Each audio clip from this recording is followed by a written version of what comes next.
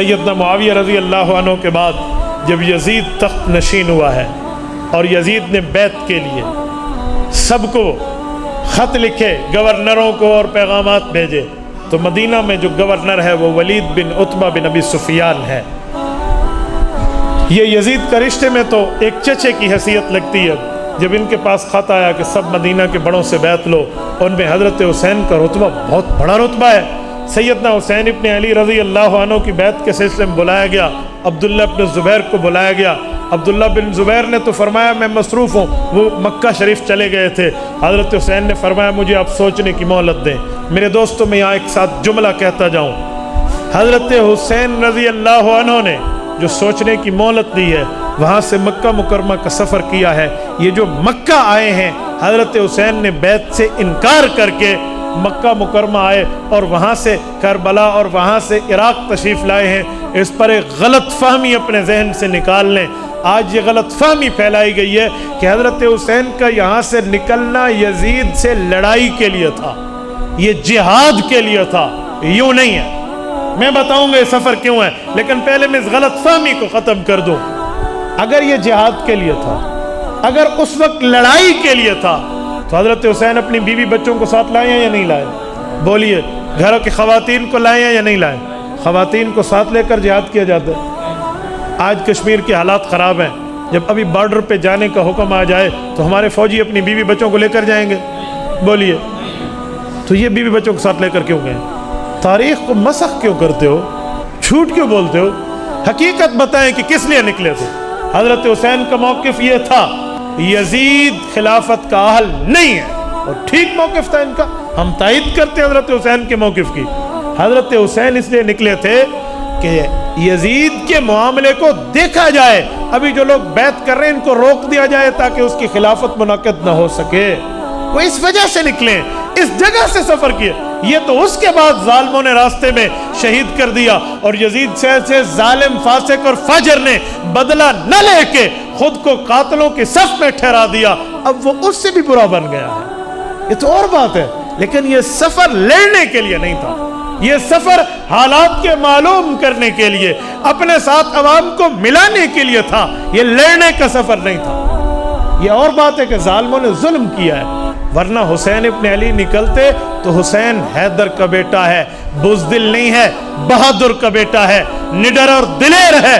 وہ شام کا رخ کرتا اور یزید کے ساتھ دو دو ہاتھ کر دیتے۔ یزید تو مکے میں تو نہیں بیٹھا تھا، یزید کربلا میں تو نہیں تھا۔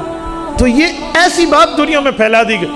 میں سمجھتا ہوں یزید قتل حسین میں شریک ہے، فاسق فاجر ہے، نہ میرا اس سے کل واسطہ نہ آج واسطہ، بلکہ امیر شریعت سید عطا اللہ شاہ بخاری کی زبان میں کہوں، کوئی مسلمان خود کو یزید نہیں کہلوا سکتا۔ لیکن اس کا مطلب یہ نہیں ہے کہ حضرت حسین کے سفر پہ جھوٹا الزام لگا دیا جائے۔ دیکھو، مخالف جتنا بھی ہو لیکن بولنا تو سچ چاہیے۔ یزید ظالم بنا ہے قتل حسین کے بعد، یزید غلط بنا ہے قتل حسین کے بعد۔ یہ نہ کہنا کہ پہلے قاتل تھا، ابھی تو حضرت حسین زندہ سلامت موجود ہے، تو پہلے قاتل کیسے تھے؟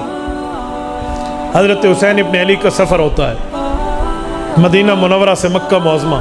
مکہ معظمہ میں آ کر انہوں نے حالات تسلیم کیے، دیکھا، پتہ چلا، کہا مجھے تو عراقیوں نے خط لکھے ہیں اور خطوں کے ڈھیر آئے ہوئے ہیں، لہٰذا مجھے ان کے پاس جانا چاہیے کہ بات کیا ہے۔ اگر یہ میری بات کی وجہ سے راہ ہدایت پہ آتے ہیں تو بالکل ٹھیک ہے۔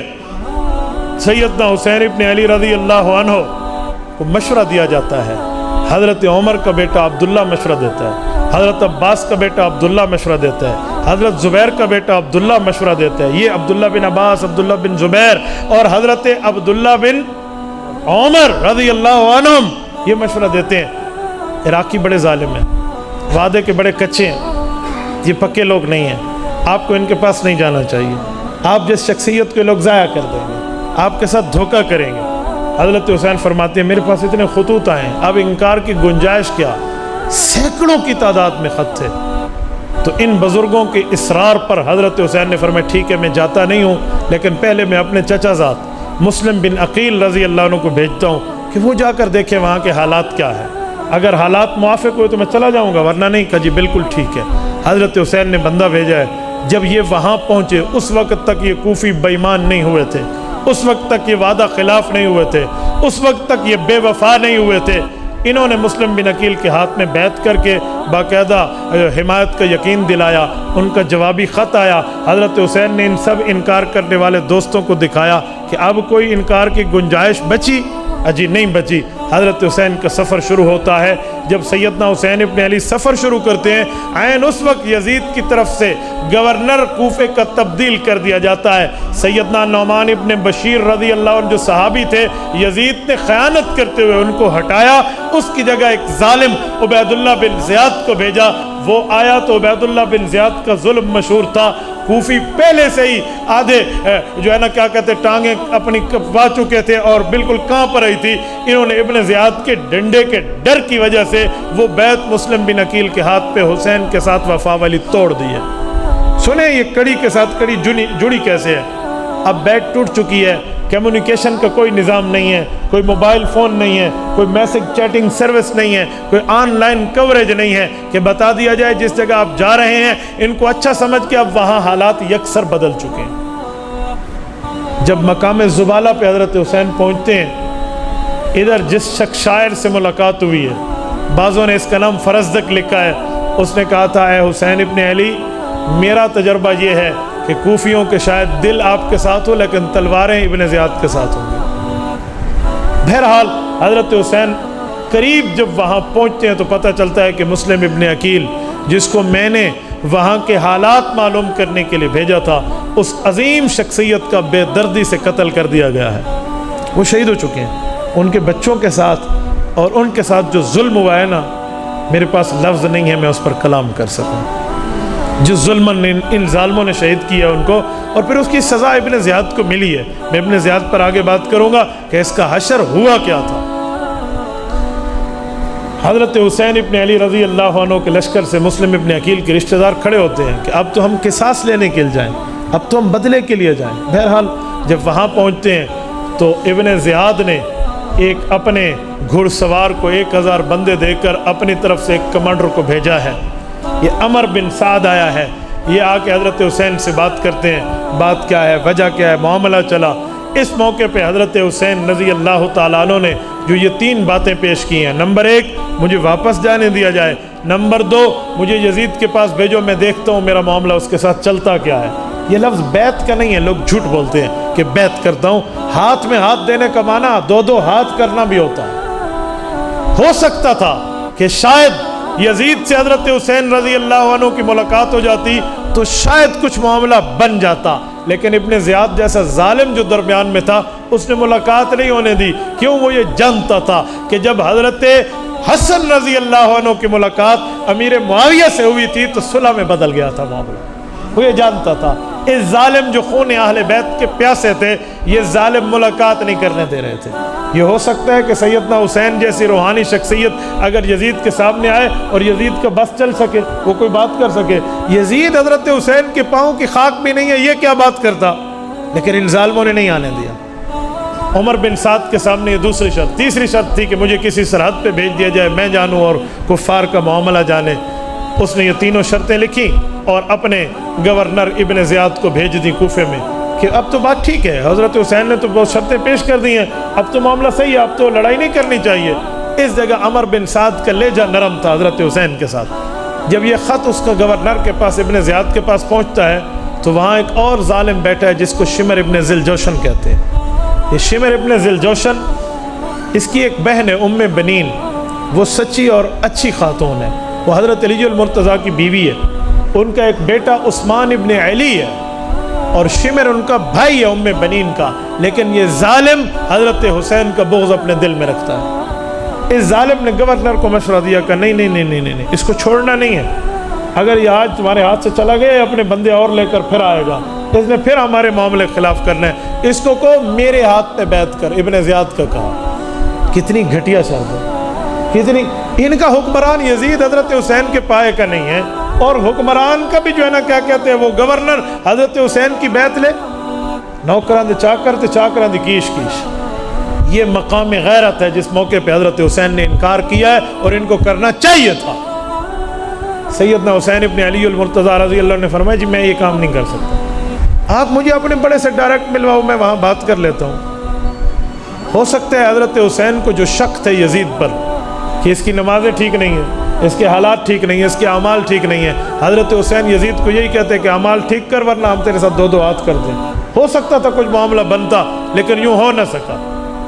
اب جب ابن زیاد نے شمر کی یہ بات سنی، کہا اچھا، کہا عمر بن سعد جس کو آپ نے لشکر دے کر پہلے بھیجے وہ تو حسین کے ساتھ مل گیا، اس بندے کو ہٹا دو، مجھے بھیجو۔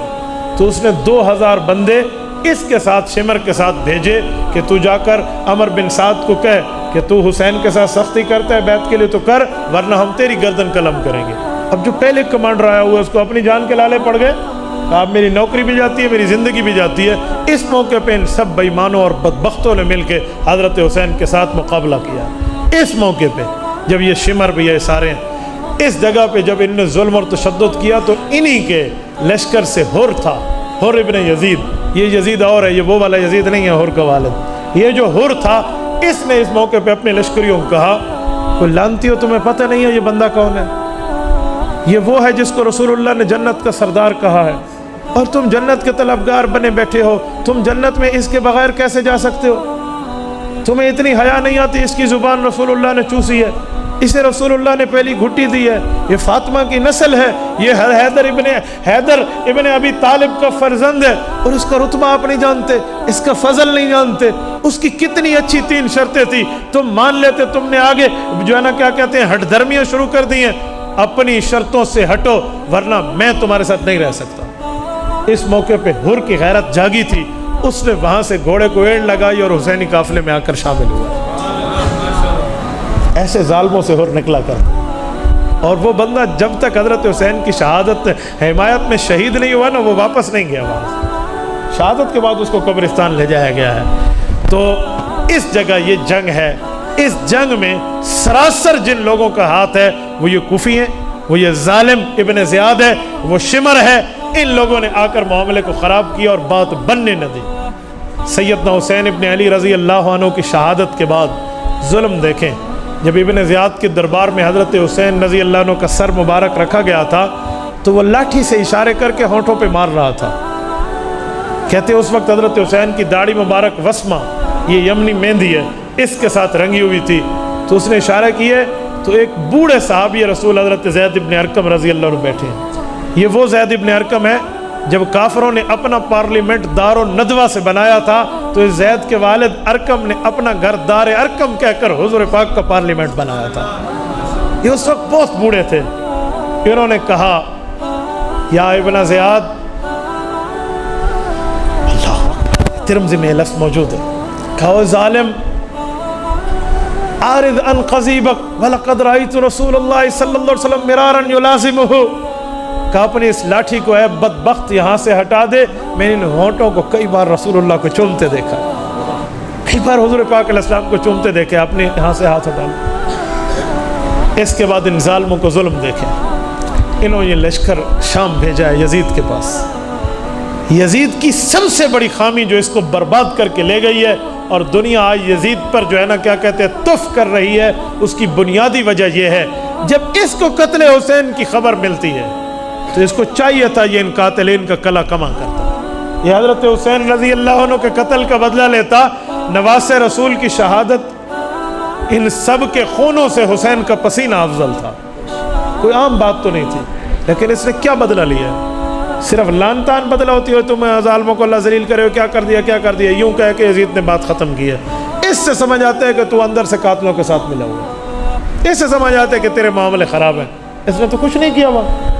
حالانکہ جب اہل بیت کی خواتین یزید کے محل میں گئی تھی تو اہل بیت کی خواتین میں سیدہ زینب رضی اللہ عنہ حضرت حسین کی بڑی بہن موجود ہیں، حضرت علی کی بڑی بیٹی ہیں، یہ جب یزید کی بیوی سے ملتی ہیں تو یزید کی بیوی کی چیخیں اور آہیں سنتے لوگ نظر آتے ہیں، وہ رونے لگ گئی، گھر میں کوہرام مچ گیا کہ یہ ہوا کیا ہے۔